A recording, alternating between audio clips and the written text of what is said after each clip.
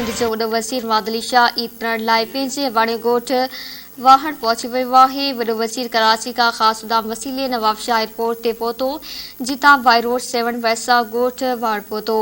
वॾे वज़ीर वाणे ॻोठ में पंहिंजे वालिद जी क़ब्रिस्तान ते हासी भरी दुआ घुरी, जंहिंखां पोइ मीडिया सां मुख़्तसिर ॻाल्हि ॿोल पिणु कई आहे। वॾे वज़ीर मादली शाह साफ़िन सां ॻाल्हाईंदे चयो त हू मस्जिद नबवी में पेश आयल वाक़े जी सख़्त लफ़्ज़नि में मुज़म्मत करे थो। कंहिं न कंहिं बि सूरत में तहज़ीब जो दामन न चढ़णु घुरिजे। ब्रेकिंग न्यूज़ आवाज़ शेयर कयूं पिया। सिंध जो वॾो वज़ीर मादली शाह ईद करण लाइ पंहिंजे वाणे ॻोठ वाहण पहुची वियो आहे।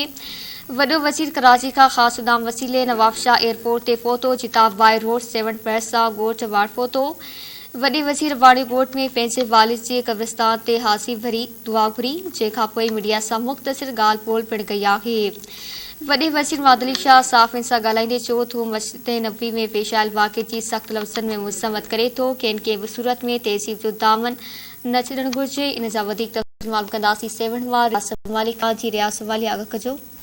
जी बिल्कुल, सिंध जो वॾो वज़ीर सैयद मुराद शाह ईद मल्हाइण अॼु जेको आहे सो पंहिंजे ॻोठ वाहण पहुतो आहे। मौसम जे ख़राब जेको आहे सो संदसि जहाज़ शहबाज एयरपोर्ट ते लैंड करण बजाए नवाबशाह जेको आहे सो लैंड कयो। तंहिंखां पोइ जेको आहे सिंध जो वॾो सैयद मुराद अली शाह वाहण पहुतो, जिथे पंहिंजे वालिद साहिब जे जेके वालिदा जे मज़ार ते जेका असां हाज़िरी भरी ऐं गोली चादर चाढ़े फातह ख़्वानी कई। उन मौक़े ते मीडिया सां ॻाल्हाईंदे सिंध जे वॾे वज़ीर मुराद अली शाह चयो आहे त मुल्क में हींअर जेका सूरत हाल आहे सो इंतिहाई मुश्किल पैदा थींदी पई वञे, पर असांजी कोशिशि आहे त असां वधि खां वधि जेको आहे सो आवाम खे सहूलियत ॾेई सघूं ऐं मुल्क अंदरि जेको आहे सो पाणी जो सही विच न हुअण जे करे ख़ासि ऐं उनजे करे मुंहिंजो जेको टक आहे सेवण उते जेको आहे सो पाणी जो वॾो बुहरान पैदा थींदो पियो वञे।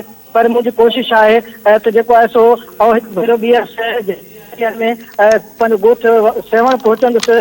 जेको आहे पाणी जी जेका खोट आहे उनखे जेको आहे सो प्रॉपर तरीक़े सां जेको आहे सो उते नई जेका असां स्कीमूं ॾेई करे पाणी जी जेको खोट आहे, शहरनि खे जेका तकलीफ़ आहे उहा जेका ख़तमु कंदी। उन खां पोइ जेको आहे वॾे वज़ीर चयो आहे त मस्जिद नबी ते जेका बेहरमत कई वई आहे उन ते जेको आहे इंतिहाई अफ़सोस थियो आहे। अलाह साईं जेको आहे सो इंसाफ़ जे माण्हुनि खे हिदायत ॾे जेको मुक़दस जॻहनि खे जेको नथा।